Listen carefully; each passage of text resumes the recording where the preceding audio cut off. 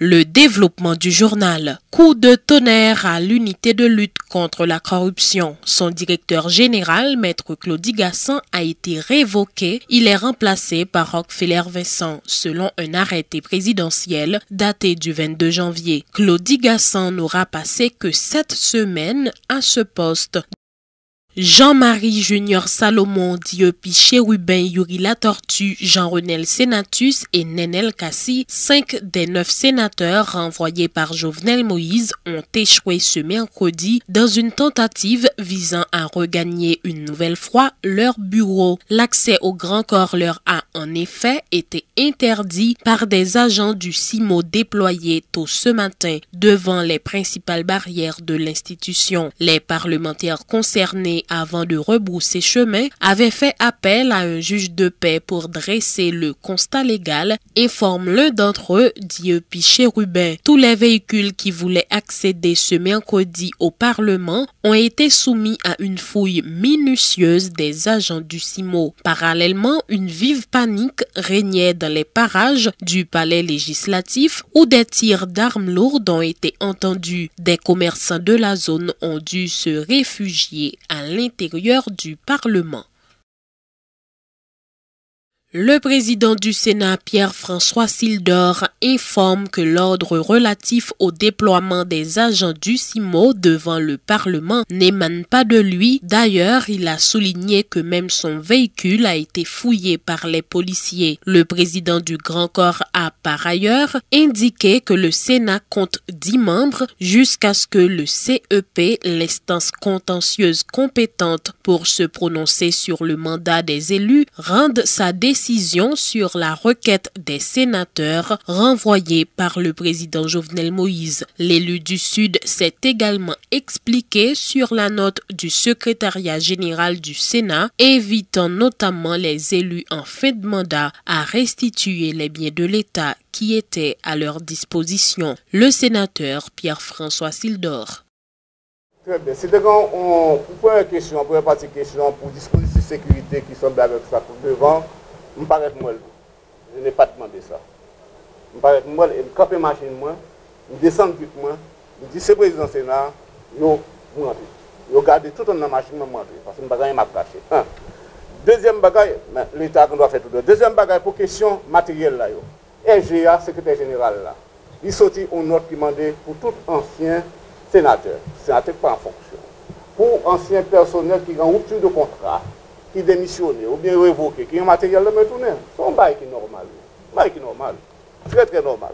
Et si le sénateur n'a pas été concerné par mesure là, je ne vais pas dire pour côté, ça ne peut pas faire cas ça. Par exemple, quand un sénateur n'a pas bien son cas qui est contentieux. Un cas contentieux. Maintenant, un sénateur qui déjà voyé matériel tourner là déjà.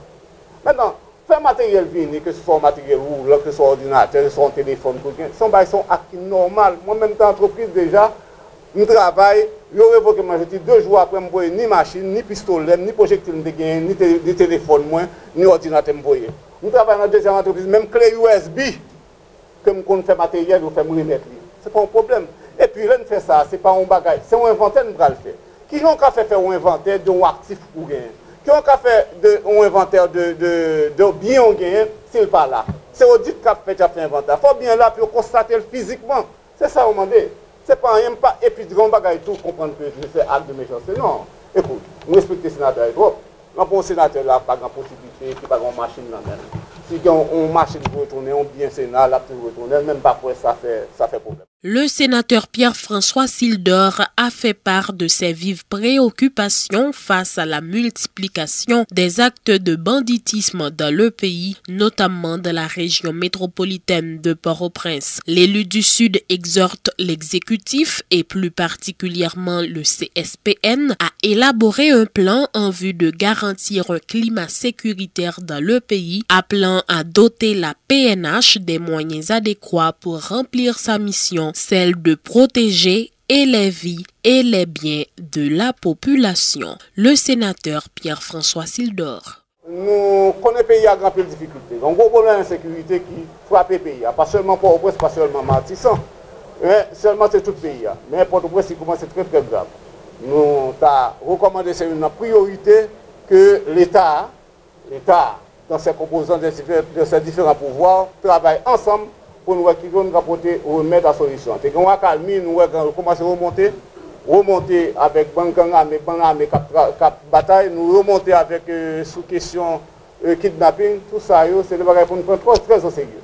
Et demander mon institution qui est en charge là, notamment l'exécutif, le CSPN, pour travailler avec des plans opérationnels pour permettre maintenant de baisser, réduire et phénomène ça qui prend de plus en plus d'ampleur. Et nous-mêmes, nous avons parler avec le directeur général de la police là, Aïe la police là, qui font un beau travail et nous profitons pour nous féliciter maintenant tout PNH là, un beau travail qui fait.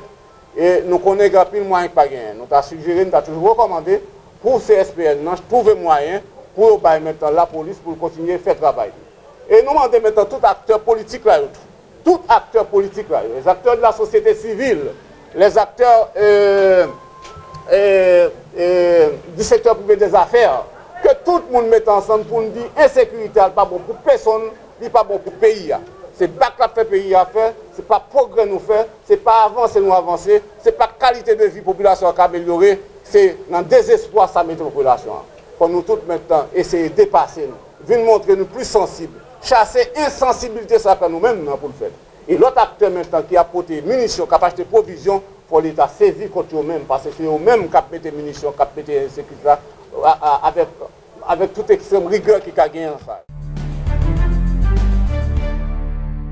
Le porte-parole de la police nationale affirme que la PNH n'est pas insensible à la recrudescence des cas de kidnapping dans le pays ces derniers temps. Michel-Ange Louis-Jeune informe avoir recensé au moins 15 cas depuis le début de l'année. Cependant, il n'était pas en mesure de dire ce que compte faire la PNH pour remédier à la situation. Des dispositions sont en train d'être prises au plus haut niveau de l'État en vue d'adresser les problèmes de l'insécurité et de la grande criminalité qui font rage, notamment à l'entrée sud de la capitale, à en croire le porte-parole de la police nationale. Michel-Ange Louis-Jeune informe que CSPN a été organisé hier mardi autour de cette question. Il confirme qu'un policier et 2 présumés bandits ont été blessés hier lors d'une opération policière à Martissan. Michel-Ange Louis-Jeune.